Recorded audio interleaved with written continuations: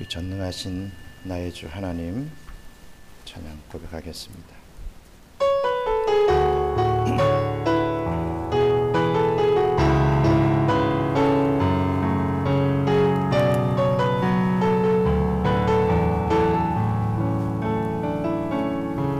전능하신 나의 주 하나님은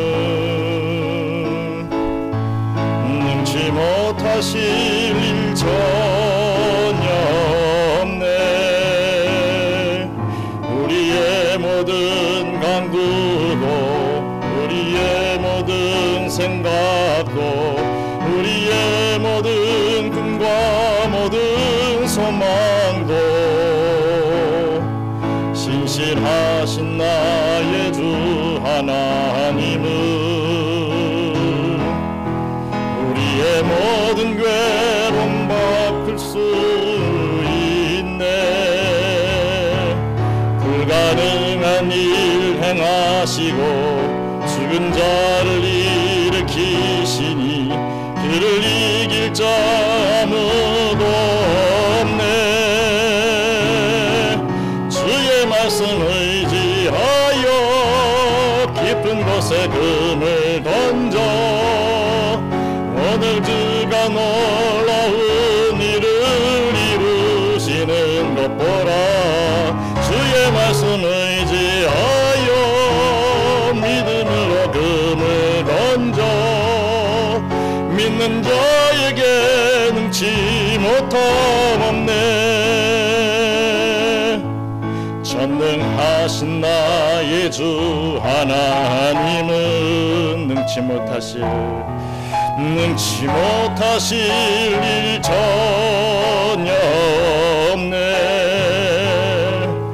우리의 모든 간구도 우리의 모든 생각도 우리의 모든 꿈과 모든 소망도 신실하신 나의 주 하나님은 우리의 모든 괴로움 바꿀 수 있네. 불가능한 일 행하시고 죽은 자를 일으키시니 그를 이길 자 아무도 없네. 말씀 의지하여 깊은 곳에 금을 던져 오늘 그가 놀라운 일을 이루시는 것 보라. 주의 말씀 의지하여 믿음으로 금을 던져 믿는 자에게 능치 못함 없네. 주의 말씀 의지하여 깊은 곳에 금을 던져 오늘 그가 놀라운 일을 이루시는 것 보라. 주의 말씀 의지하여 믿음으로 금을 던져 믿는 자에게 능치 못함 없네. 주의 말씀 의지하여 깊은 곳에 금을 던져 오늘 그가 놀라운 일을 이루시는 것 보라. 주의 말씀 의지하여 믿음으로 금을 던져 믿는 자에게 능치 못함 없네. 믿는 자에게 능치 못함 없네.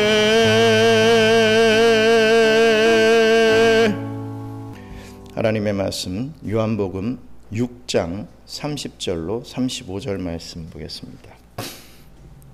요한복음 6장 30절로 35절 말씀 함께 읽겠습니다. 그들이 묻되 그러면 우리가 보고 당신을 믿도록 행하시는 표적이 무엇이니까? 하시는 일이 무엇이니까? 기록된 바 하늘에서 그들에게 떡을 주어 먹게 하였다 함과 같이 우리 조상들은 광야에서 만나를 먹었나이다. 예수께서 이르시되 내가 진실로 진실로 너희에게 이르노니 모세가 너희에게 하늘로부터 떡을 준 것이 아니라 내 아버지께서 너희에게 하늘로부터 참떡을 주시나니 하나님의 떡은 하늘에서 내려 세상에 생명을 주는 것이니라. 그들이 이르되 주여 이 떡을 항상 우리에게 주소서.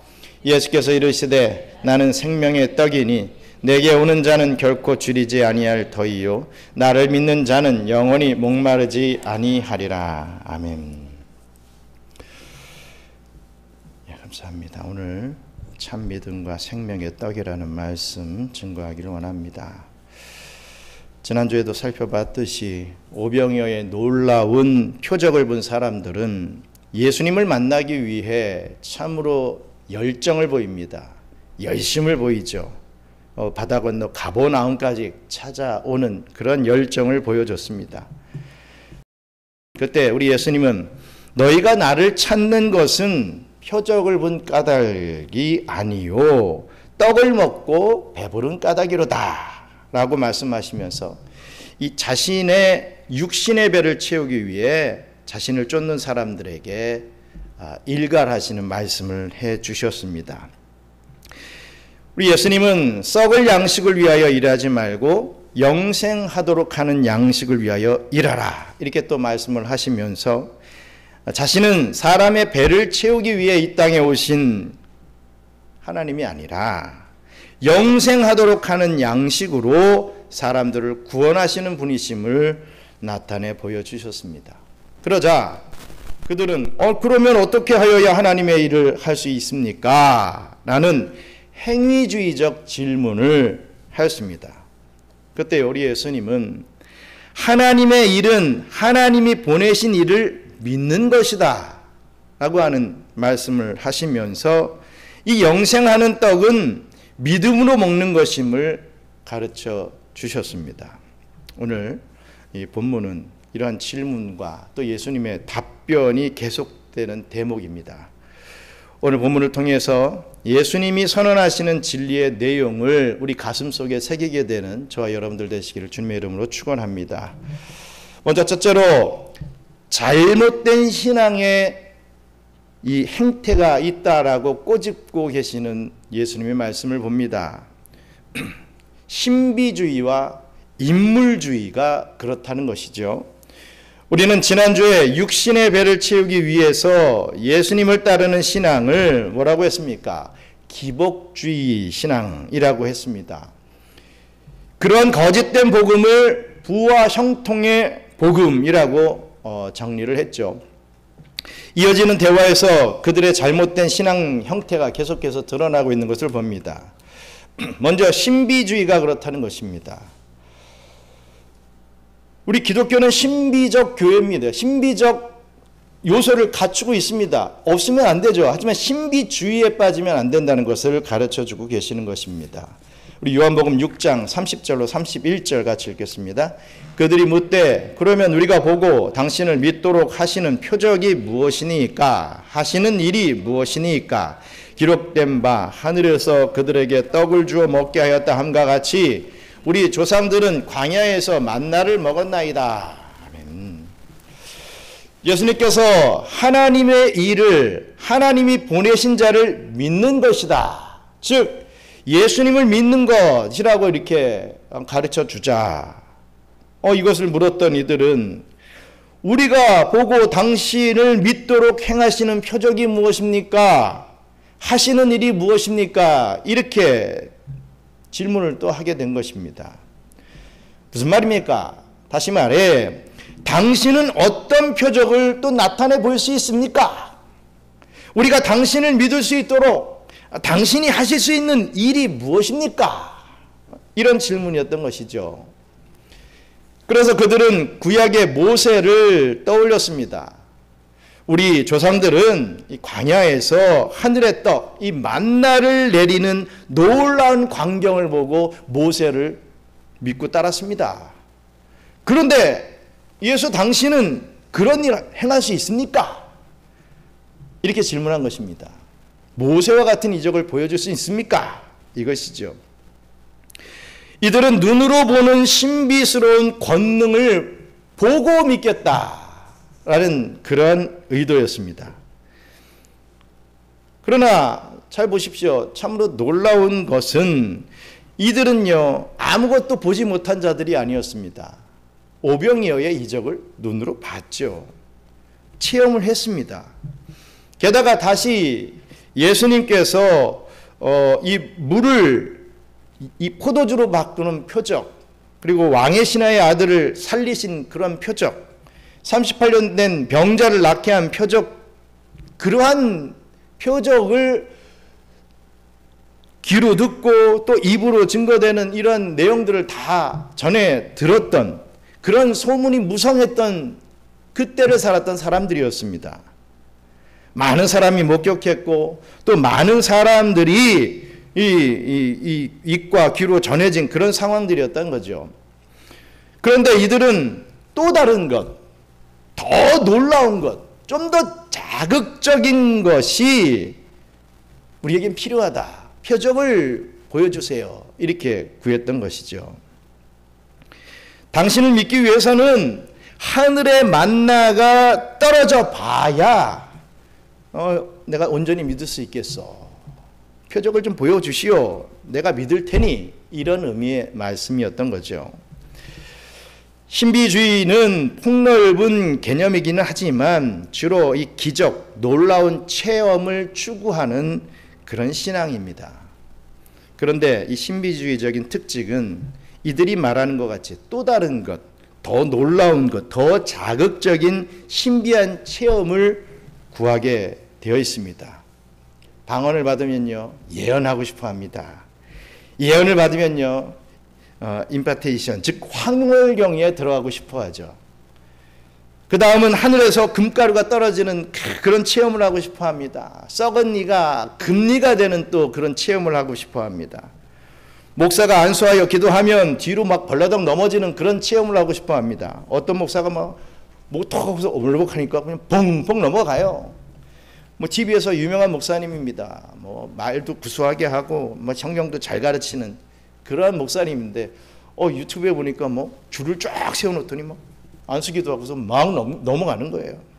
그런 걸 좋아합니다. 그러고 싶어합니다. 그렇게 그런 거를 체험해야 하나님이 역사하시는 것 같고, 그런 체험을 해야 하나님이 나를 좀 사랑하시는 것 같고, 체험한 나와 체험 못한 쟤와 좀 뭔가 좀 차이가 나는, 야 너와 나의 신앙의 격은 달라, 뭐 이런 어떤 느낌을 좀 받고 싶어하고, 그런 체험을 계속해야 하나님이 살아계신 것처럼 느끼게 된다는 것입니다. 정말 잘못된 신앙이죠. 치유 집회에서 다리를 못 드는 사람이 기도를 받으면 일어나고, 또 말기암 환자가 기도를 받고 몸에서 막 암덩어리, 막 시뻘건 핏덩어리가 나가는 것을 눈으로 보면 사람들이 환호성을 치면서 할렐루야, 하나님은 살아계십니다, 뭐 연발을 하죠. 이것이 신비주의의 문제입니다. 그런 놀라운 체험을 해야 하나님이 살아계신다고 느낀다. 이건 정말 문제라 이겁니다. 절대로 그렇지 않습니다. 내 병이 여전히 낫지 않고 그 질병으로 내가 고통을 받고 내 삶은 여전히 아프고 고통스러워도 나에게 있는 엄청난 문제가 지금 해결되지 않는다 하여도 하나님은 여전히 살아계신 하나님이십니다. 믿으실 축원합니다. 내 병이 고쳐져야 하나님이 살아계시고 안 고쳐지면 하나님은 죽었습니까? 이런 건 없다 이거죠. 내 삶은 여전히 문제투성이어도 여전히 하나님은 우리를 사랑하시는 분이시라는 것을 잊지 마시기 바랍니다. 그렇다면 우리는 무엇을 통해서 알 수 있습니까? 뭘 통해서 하나님의 사랑을 알 수 있고 하나님이 살아계심을 우리가 알 수 있습니까? 진리의 말씀인 성경이 하나님은 영원하시다고 말씀하시기 때문에 하나님이 살아계심을, 지금도 살아 역사하심을 우리가 믿는 겁니다. 진리의 말씀인 성경이 하나님은 우리를 사랑하신다, 독생자 예수 그리스도를 죽이시기까지 하시는 그 사랑을 너희에게 주고 있다, 주셨다, 이렇게 말씀하고 있기 때문에 우리는 믿는 거죠. 명심하시기 바랍니다. 기적은 우리가 믿음을 가지는 도구는 될 수 있습니다. 그런 걸 보고서 이야 진짜 하나님이 계시는구나 뭐 이 정도까지는 우리가 캐치해낼 수 있죠. 하지만 기적을 보고 체험하는 것이 결코 우리의 믿음을 보장하지는 않는다라는 사실입니다. 계속 기적만 따라가 보십시오. 어느 순간 이단해가 있습니다. 왜? 더 자극적이고 더 뭔가 느껴지는 것을 원하기 때문에 그렇지 않습니까? 뭐 이 교회 다니던 분들도 뭐 그런 분들이 있다는 소리를 제가 또 들었습니다. 좀 더 갈급하고 말씀에 갈급을 한다는 그 자체도 어떻게 보면 좀 어폐가 있는 것 같아요. 그러면서 막 이적을 따라가고 이상한 자기가 생각하는 대로 자기가 납득이 되는 대로의 말씀을 막 쫓아가는 그런 부분들은 참으로 잘못된 것이지요. 마치 아까 우리 서두에 말씀드린 것 같이 예수님의 이적, 그것을 다시금 체험해 보고 싶은, 이 땅에서의 좀 삶이 좀 나아지기를 원하면서 배를 타고 가버나움으로 왔던 그 사람들의 그냥 단순한 열심에 불과한 것입니다. 그러면 꼭 탈이 나게 돼 있다라는 사실입니다. 오늘 본문의 이 사람들을 좀 보시기 바랍니다. 이들은 예수님의 오병이어의 이 표적을 이미 다 봤던 사람들이었습니다. 그런데도 여전히 예수님을 믿지 못합니다. 하늘에서 만나가 내리는 체험을 했던 이 구약의 백성들도 어땠습니까? 그들이야말로 홍해가 갈라지는 것도 체험했죠. 목마를 때 반석에서 물이 나오는 것도 다 마셔봤습니다. 배고플 때 하늘에서 만나가 내리는 거 진짜 먹어봤지 않습니까? 고기가 먹고 싶을 때에 메추라기를 통해서 고기도 먹어봤지 않습니까? 정말이지 놀라운 기적이라는 기적은 다 체험하고 계속해서 체험했던 사람들이었습니다. 하지만 그들은 걸핏하면 불평했습니다. 하나님을 원망했죠. 그리고 모세를 죽이려고까지 하는 그러한 죄를 저지릅니다. 이렇듯 신비 체험이 믿음을 절대로 보장해 주지 않는다는 것 잊지 마시기 바랍니다. 여러분 주변에도 그런 신비 체험한 분들이 혹시 있습니까? 있으면 좀 멀리 하시기 바랍니다. 내가 기도해 줄게. 내가 뭐 안수하고 안차라면 다 날 수 있어. 막 이런 사람들 좀 멀리 하십시오. 그런 사람들 한번 잘 보십시오. 정말 하나님의 말씀에 온전히 순종하며 살고 있는지. 그렇게 하나님의 이 살아계심을 체험한 사람들이 하나님을 늘 인식하며 죄짓지 않고 하나님을 두려워하며 살아가고 있던가요? 아니죠. 자기가 뭔가 은사 받은 것 가지고 자기를 과시하고 내 말 안 들으면 너 불이익이 있는다 뭐 이러면서 으름장 놓고 그것으로 막 돈 벌려 하고 뭐 그런 분들이 뭐 태반입니다. 절대로 기적은 믿음을 보장해 주지 않는다는 사실, 다시 한번 오늘 이 심령에 각인할 수 있는 여러분들 되시길 바랍니다. 믿음은 보지 않고 체험하지 않고 믿는 것이 진짜 믿음이다. 누구 말입니까? 우리 하나님께서 얘기를 하셨죠. 우리 히브리서 11장 1절 같이 읽겠습니다. 믿음 바라는 것들의 실상이요 보지 않는 것들의 증거니 라고 했습니다. 믿음은 바라는 것들, 소망하는 것이 실제 한다고 믿는 것이고 보이지 않으나 나타나는 증거가 되는 것을 말합니다. 보이는 것, 믿는 것은 정말 제일 하급 믿음입니다. 보이지 않는 것 믿어야죠. 성경시대에 나타났던 기적, 우리 예수님이 나타내 주신 그 표적, 사도들이 행했던 그 기적은 여러분 성경 계시가 완성되지 않았을 때 일어났던 일들이었습니다. 성경 계시가 완벽하게 만들어지지 않았을 때 복음을 전하기 위한 특별 계시였던 겁니다. 그걸 부정하는 것이 아니라 그때는 그게 필요했습니다. 하지만 오늘날은 어떻습니까? 특별 계시인 성경 66권이 완성이 됐죠. 신약시대에는 완성이 됐습니다. 그렇기 때문에 하나님은 기적을 통해 오늘날 말씀하지 않습니다. 기적이 없다는 게 아니라 굳이 기적을 통해서 우리에게 어떤 뜻을 보여주고 신앙의 각성을 보여줄 필요가 없다는 거죠. 왜? 성경이 있기 때문에. 그러니까 성경은 안 보려고 하고 어떤 기적은 맛보려고 하고 하는 사람들에게 꼭 탈을 낸다 이겁니다. 성경은 안 보면서 기도만 하는 사람들이 탈을 내더라 이겁니다. 막 동굴에 들어가고 소나무 막 뽑으려고 하고 이러다가 꼭 탈을 내더라 이겁니다. 신비주의에 빠져서 남까지 걸고 넘어가는, 죄악된 길로 끌고 가는 그러한 악한 역할을 감당하게 된다라는 것을 알아야 할 것입니다. 그러므로 신비한 기적, 신비한 체험을 구하는 신앙, 그것만을 구하는 신앙은 절대로 잘못된 신앙임을 기억하시기 바랍니다. 그리고 또 잘못된 신앙이 뭐라고 했습니까? 신비주의와 인물주의라고 했습니다. 사람. 요한복음 6장 32절 말씀 같이 읽겠습니다. 예수께서 이르시되 내가 진실로 너희에게 이르노니 모세가 너희에게 하늘로부터 떡을 준 것이 아니라 내 아버지께서 너희에게 하늘로부터 참떡을 주시나니. 아멘. 믿을 수 있도록 하늘에서도 만나라도 내려달라고 요청하는 사람들에게 우리 예수님은 그들의 마음을 꿰뚫어 보셨습니다. 그리고는 모세에 대한 얘기를 꺼내셨죠. 사람들에게 모세와 같이 이 출애굽을 감당했던 그 모세와 같이 출로마를 시켜줄 이 지도자를 구하고 있느냐 이렇게 그 의미를 다 깨닫고 물으시는 것입니다. 실제로 사람들은 예수님을 모세와 같은 선지자가 아닐까 이렇게 생각하고 기대했었습니다. 요한복음 6장 14절 읽겠습니다. 그 사람들이 예수께서 행하신 이 표적을 보고 말하되 이는 참으로 세상에 오실 그 선지자라 하더라. 아멘. 이렇게 바라고 있었다는 것입니다. 또 우리 신명기 18장 15절 또 읽겠습니다.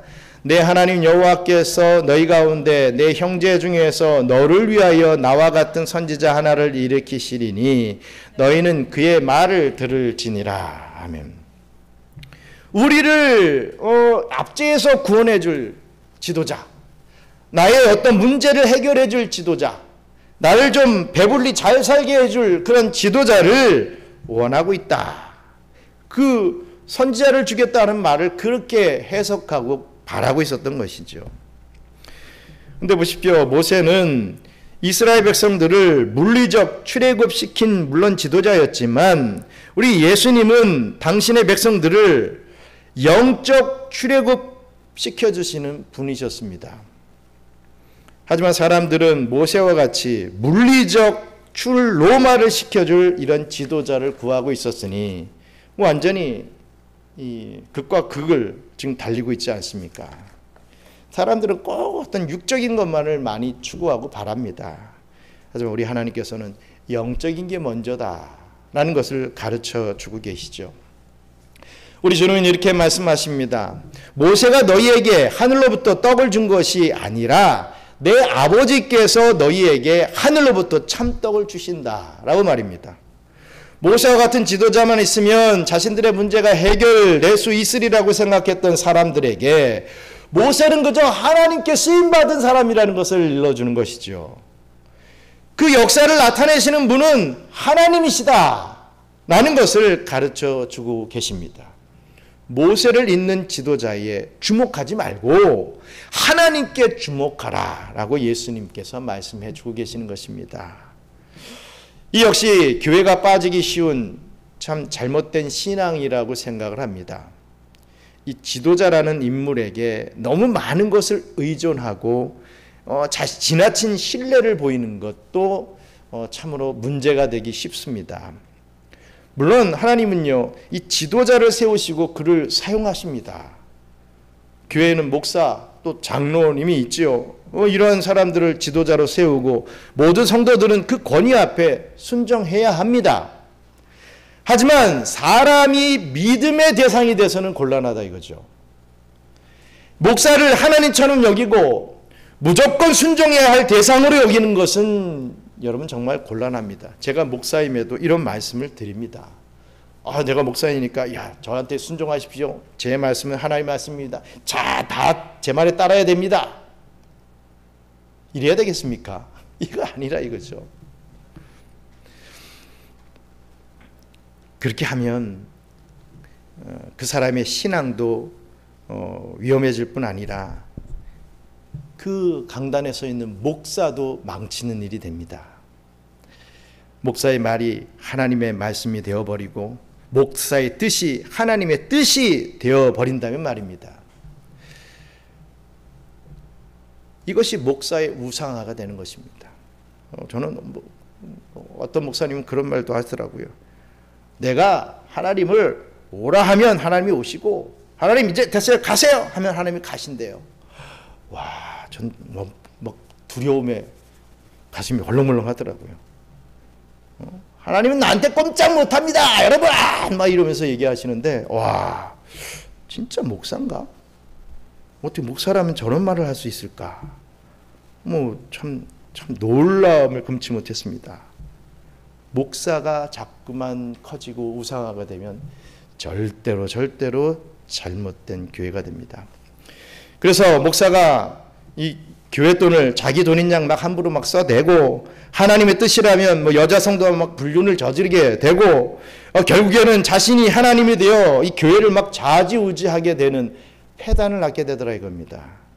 목사만의 잘못이 아니라 그 목사를 막 이렇게 부추기는 성도들의 잘못도 있다라는 것을 알아야 할 것입니다. 그 점점 그렇게 되면서 JMS 신천지 이런 교회들, 이단 교회들이 막 생겨나는 건 아니겠습니까? 그러다 보니 이 존경받던 많은 목사님들이 이런 금전 문제, 또 여자 문제, 정치 문제로 인해서 이 타락하게 되는 것을 보게 됩니다. 너무 막 애국적인 그런 것을 밝혀도 타락하게 되더라고요. 교회가 애국적이어야 되고 나라를 위해야 되고 위정자를 위해야 되고 이건 당연한 것이지만 그것을 입고서 자기의 어떤 권력을 나타내고 자기의 어떤 뜻을 펼치려고 하는 것은 안 된다 이거죠. 그래서 교회 목사들은 정치에 막 입문하고 막 국회의원이 되고 이러면 절대로 안 됩니다. 그러면 교회도 저주요. 그를 따라가는 성도들도 다 저주입니다. 참으로 안타까운 일이 되어버리죠. 그러기에 우리가 성경을 읽을 때에도 어떤 인물에 대해 지나치게 신앙의 표본을 삼는 것, 그것도 지양해야 된다는 것이죠. 잘 보십시오. 그래서 하나님은 성경의 어떤 위대한 인물들을 보여주실 때, 야, 이 사람이 이렇게 대단하다. 야, 이 사람 정말 흠없고 정말 대단한 사람이다. 이 사람 닮아라. 이렇게 얘기하지 않습니다. 그 사람의 좋은 점 얘기하면서도 더 많은 안 좋은 점을 다 드러내 보이시는 것을 보게 됩니다. 그 허물을 드러내 보이시죠.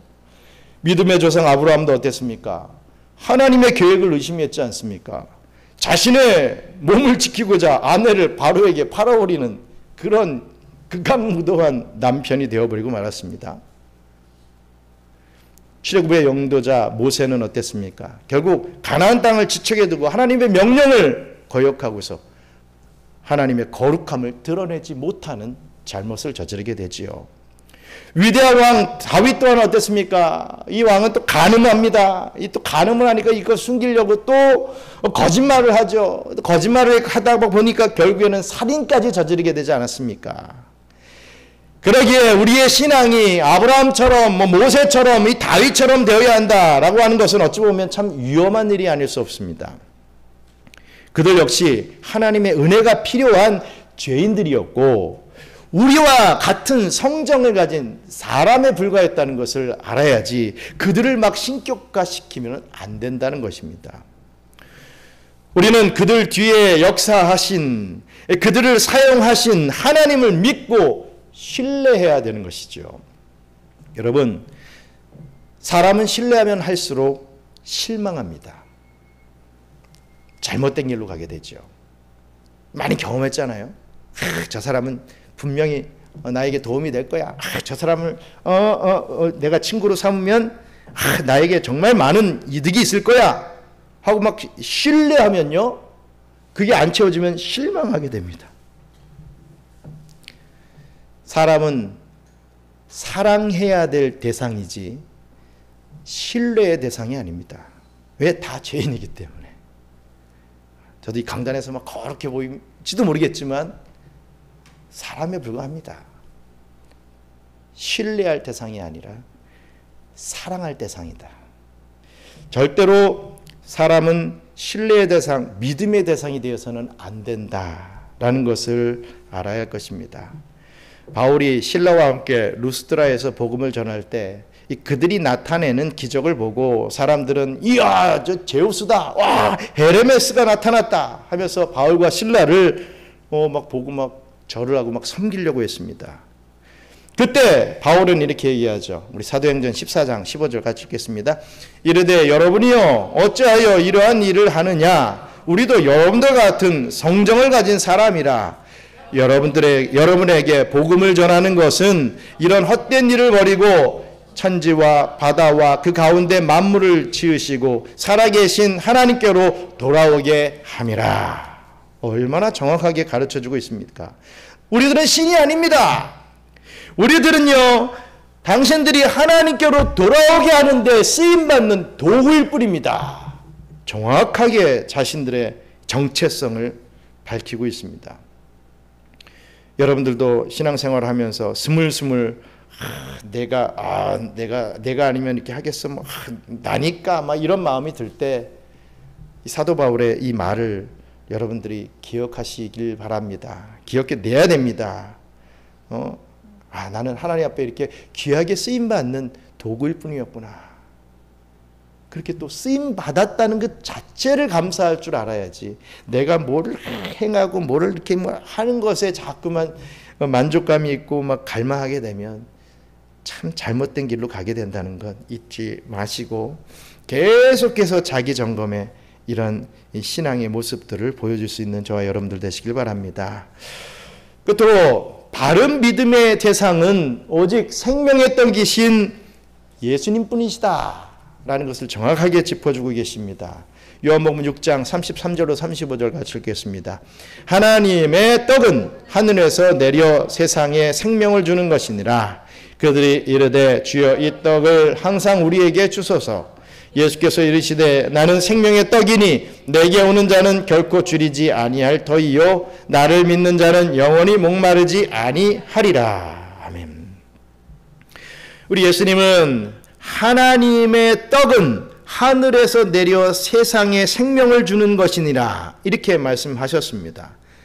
그러나 사람들은 이 말을 듣고 이분이 하늘에서 만나라도 내려주시는가 보다, 모세와 같이 뭔가 또 이게 보여주시려나 보다 이렇게 생각합니다.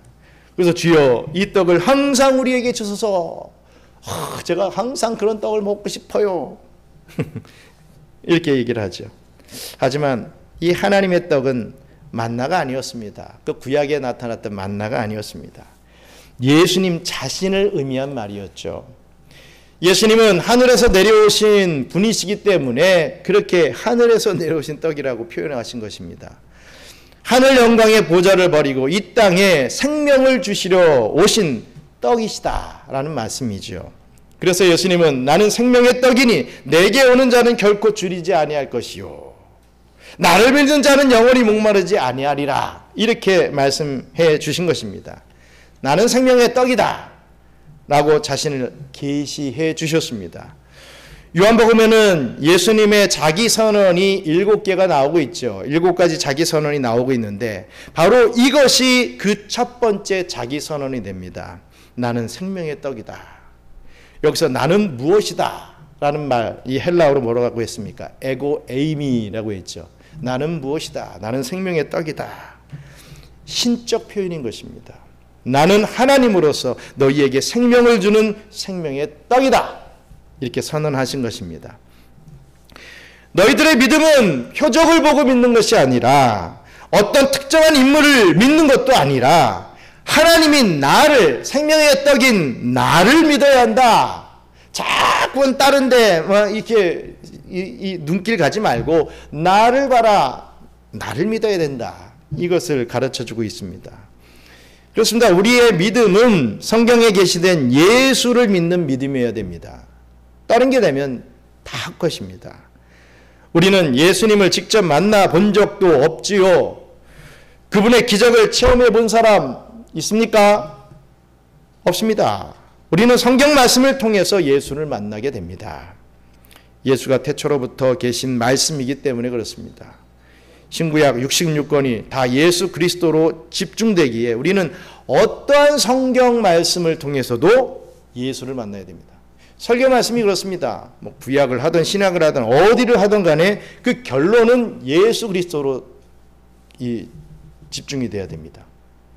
갑자기 아브라함 설교하면서 야 아브라함은 참으로 위대한 사람이었더라 이렇게 끝나고 교훈을 주는 그 정도의 교훈을 주는 설교는 잘못된 설교입니다. 그 아브라함을 붙잡고 사용하신 하나님, 그 하나님이 우리에게 예수 그리스도를 허락해 주셨다. 예수 그리스도가 우리에게 이 자기의 목숨까지 물과 피를 다 알려주시면서 우리를 구원해 주셨다라고 하는 그 복음의 결말까지, 그 결론까지 이르러 가야 진짜 100% 완벽한 설교가 되지. 그런 말은 전혀 없고 아브라함이 한 일들, 모세가 한 일들 이렇게 해서 야, 참 대단하다. 하나님이 참 이러한 이적을 보여주시는 분이 하나님이시더라. 이 끝나면 뜨뜻미지근한 설교로 끝나게 되는 겁니다. 꼭 예수 그리스도로 이 설교가 결론이 되어야 진정한 설교다.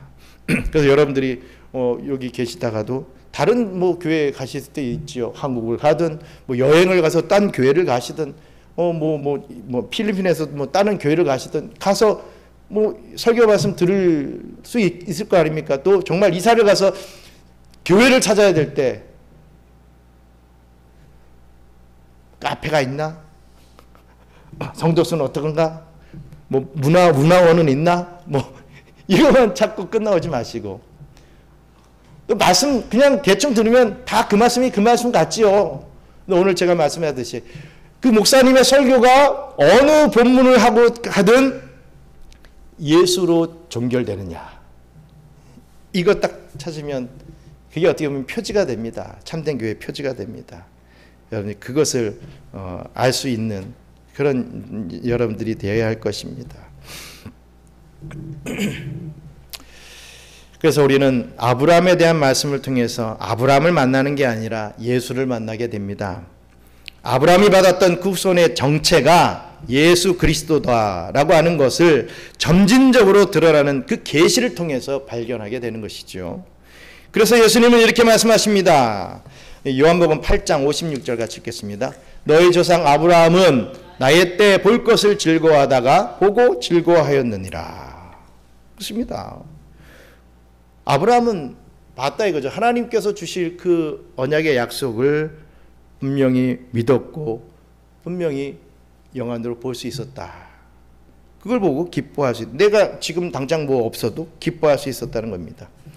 또 우리는 성경을 통해 모세를 만나는 게 아니라 모세를 통해 예수를 만날 수 있어야 됩니다. 모세가 말한 나와 같은 선지자는 바로 우리를 이 세상이라고 하는 애굽에서 하나님 나라로 출애굽하도록 인도해 주시는 예수 그리스도이심을 믿고 모세의 삶을 통해 예수를 만날 수 있어야 되는 것입니다. 또 우리는 성경을 통해 다윗을 만나는 게 아니라 다윗을 통해 예수를 만날 수 있어야 됩니다. 다윗이 노래했던 수많은 시편의 그 노래들이 예수 그리스도를 향하여 있다라고 하는 것, 이것을 우리는 어렵지 않게 발견할 수 있지 않습니까? 그래서 예수님은 이렇게 말씀하십니다. 우리 누가복음 24장 44절 또 읽겠습니다.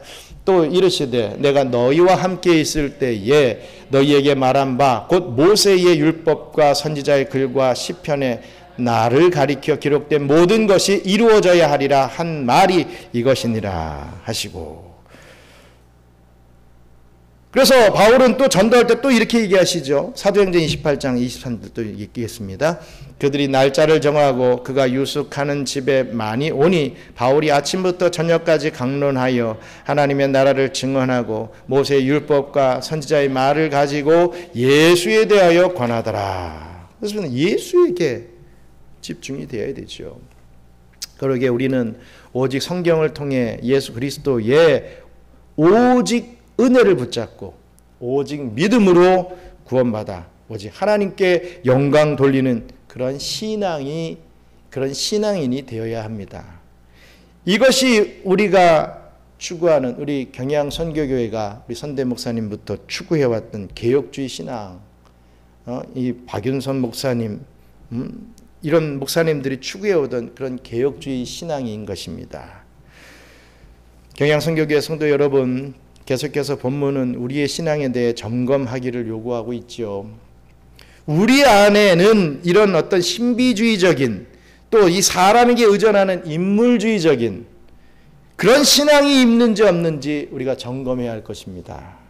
내가 사람 보고 신앙생활 하느냐? 정말 하나님, 예수님 바라보며 신앙생활 하느냐? 그거를 볼 줄 알아야 돼요. 자꾸만 사람 보면요 실망합니다. 목사 바라보면요 실망합니다. 저 목사는 저랬다 저랬던 목사다. 어떻게 은혜를 받을 수 있습니까? 그냥 그 목사를 통해서 우리 하나님께서 선포해 주시는 그 말씀, 그게 바른 말씀이면 은혜 받으면 됩니다. 딱 거기까지입니다. 목사가 절대로 신격화되고 목사가 막 교회를 좌지우지하고 이런 건 없다 이겁니다. 그러면 오늘부터 우리 목사님 무시해도 되겠다. 뭐 아무것도 아니라고 하니까 당신이나 나나 뭐 똑같은 성정을 가진 사람으로서 이렇게 하라는 얘기는 아니죠. 그래도 우리 하나님께서 다 어떤 직분을 맡겨주신 그 이유가 있지 않습니까? 똑같은 죄인이지만 우리 하나님께서 누구는 장로로, 누구는 권사로, 누구는 집사로, 누구는 목사로 다 교회 내에 어떤 직분을 허락해 주셨습니다. 그 직분에 맞게 우리가 삶을 살아드리면 된다는 거죠. 그게 아니라 다른 막 오버해서 뭔가 다른 삶, 목사가 막 정치가의 삶, 목사가 갑자기 뭐 대통령이 되고, 목사가 뭐 또 어떤 뭐 회장, 기업의 회장이 돼가지고 또 물론 말은 좋죠. 뭐 선교하기 위해서 하나님께서 나에게 회사를 주셨고 물질을 가지고 뭐 한다. 말은 좋을 수 있는데 열의 9 이상은 다 딴 길로 빠지더라고요. 저희 동기 목사님들도 교회하다가 좀 어려우니까 내가 조금 더 이 가정을 위해서 내 가정을 위해서 좀 돈을 좀 벌다가 다시 목회 시작해야지 하면서 보통 하는 게 택시 운전 기사를 많이 합니다. 아직도 택시 운전 기사를 하고 있더라고요. 보니까 어떤 분은 막 건물의 관리인이 되어 있고 제 동기들 얘기하는 겁니다. 어떤 분은 자기 부인을 만났는데 뼈 중에 뼈, 살 중에 살이다. 하나님이 선택해 주신 나의 아내입니다. 하면서 결혼할 때 온갖 막 엄청나게 막 자랑을 하면서 막 우리 같은 부부는 없다. 막 이렇게 했는데 2, 3개월 뒤에 이혼을 하더라고요. 내 뼈와 살이 아니었나 봐 이러면서. 그러면 무슨 디자인하고 있는 그런 동기들도 있고요. 정말 어렵지만 개척교회를 아직도 해가고 있는 또 그런 또 신실한 동기 목사님도 계십니다. 또 목회를 잘하시는 분도 계시고 참 어쨌든 자기에게 맡겨진 그 직분을 잘 감당하려고 하면 하나님이 또 은혜를 베풀어 주신다. 그 믿음 갖고 맡겨진 것에서 최선을 다하면 되는 건 아니겠습니까? 어쨌든 사람은 신뢰할 대상이 아니라 사랑할 대상이지 절대로 이 사람 믿고 막 뭐 하려고 하지 마시기 바랍니다. 내 마음에 그런 게 있지 않는지 인물주의적인 신앙이 있지 않는지 점검할 수 있어야 됩니다. 그리고 우리가 성경을 통해 예수를 만나고 있는지 그저 성경을 통해 지혜와 교훈만을 얻고 있는 것이 아닌지 그걸로 만족하고 있는 것은 아닌지 내 아들 잘 되라 집이 잘 돼야 된다 이런 어떤 복스러운 말만 가지고 아이고 복 주셔서 감사합니다 이러고 있지는 않은지 점검해야 할 것입니다. 이런 말씀으로 우리 성경 말씀으로 남을 막 판단하고 다른 교회를 판단하는 것으로 가서는 곤란합니다. 성경 말씀은 늘 남이 아니라 자기에게 행해야 됩니다. 성경 말씀 딱 보고서 이 말씀이 이 말씀이 이런데 쟤는 왜 저래? 저 사람은 왜 저렇게 살지? 항상 저 사람은 저렇지? 저 사람도 저러네? 자기는 막 의인이에요. 막. 자기는 아무런 잘못 없어요. 자기가 하는 건 뭐든 다 로맨스가 돼버립니다. 이게 안 된다 이거죠. 남을 판단하고 다른 교회를 판단하는데 우리가 말씀을 사용하는 게 아니라 나를 향하는데, 나를 판단하고 나의 죄를 회개하는데 말씀이 적용이 돼야 된다는 거죠. 여러분, 오늘부터 자신을 점검하는 시간을 많이 가지시길 바랍니다. 그렇게 하는 바른 신앙 위에 서시는 저와 여러분들 되시기를 주님의 이름으로 축원합니다. 우리 잠시 기도하고 주기도문으로 마치도록 하겠습니다. 그렇습니다. 오늘 많은 긴 말씀을 올려드렸는데 그거 기억하십시오. 모든 성경 말씀은 다 예수 그리스도로 이 종결된다는 거죠. 결론은 예수 그리스도가 돼야 된다. 우리의 인생도 예수 그리스도가 돼야 된다. 신비주의나 인물 이런 거 자꾸만 좋아하고 쫓아가는 게 아니라 사실 말씀에 갈급한 게 당연한 건데, 근데 보통 말씀에 갈급한다는 분들이 보면 신비주의에 빠지더라고요. 근데 말씀에 갈급하는 게 아니에요. 어떤 이적에 갈급하는 것이지. 뭔가 말씀을 읽으면 뭔가가 막 생겨나고 내가 어떻게 좀 달라지고 이런 걸 기대하는 것 같아요. 말씀을 읽어도 말씀을 들어도 내 인생은 똑같으니까, 썩어빠진 나의 모습은 똑같으니까 그거는 별로고, 뭔가 이단인들이 말하는 뭔가 이런 거에 현혹이 돼가지고 딱 들으면 대단한 것 같고, 신비주의 아니고 무엇이겠습니까?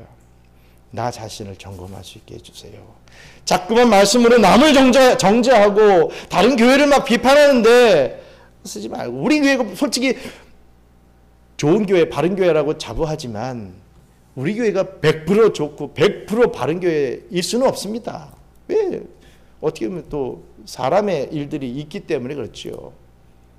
그러니까 나를 고치고 나를 개선하는데 우리가 이 말씀을 자꾸만 적용을 해야지, 자꾸만 남 쪽으로 가지 않게 해달라고, 그런 말씀, 정말 사랑의 말씀을 증거할 수 있는 우리 교회 될 수 있게 해달라고 우리 함께 기도하겠습니다. 감사합니다. 하나님, 저희들은 죄인입니다. 아버지 하나님, 그리하여서 어찌든지 신기한 것, 어떻게든지 보이는 것, 나에게 득이 되는 것, 뭔가 좀 자랑할 만한 것, 이런 것을 찾기가 쉽습니다.